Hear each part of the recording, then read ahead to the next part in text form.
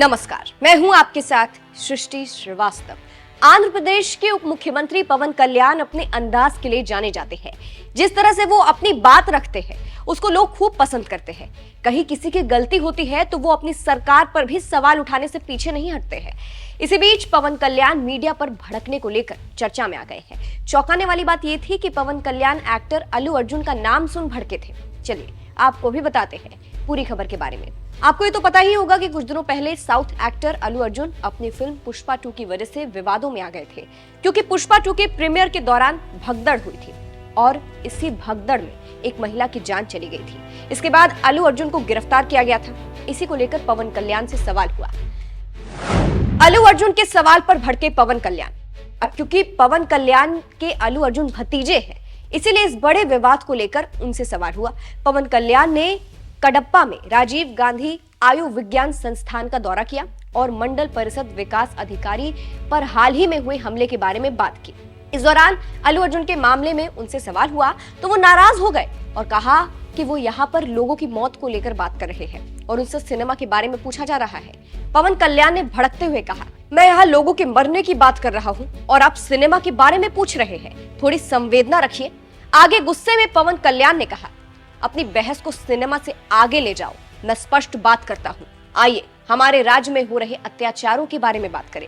Cinema बहुत छोटी चीज है। तो कुछ इस तरह से आप समझ सकते हैं कि कैसे अल्लू अर्जुन के नाम पर पवन कल्याण भड़के हैं।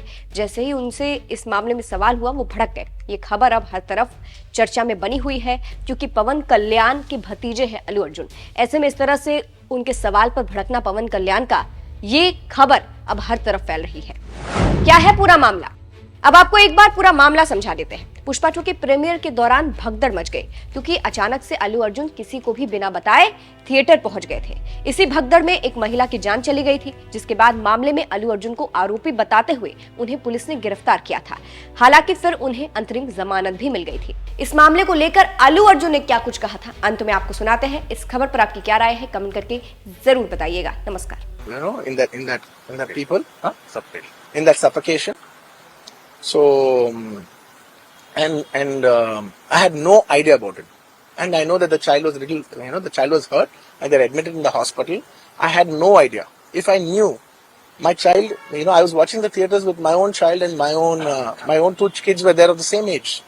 I left them in the theaters because I had no idea that something like this has even happened, and I left the theaters thinking, okay, they'll watch. Once I leave, the entire crowd clears away, and everybody will be safe. I was in my purest best intention.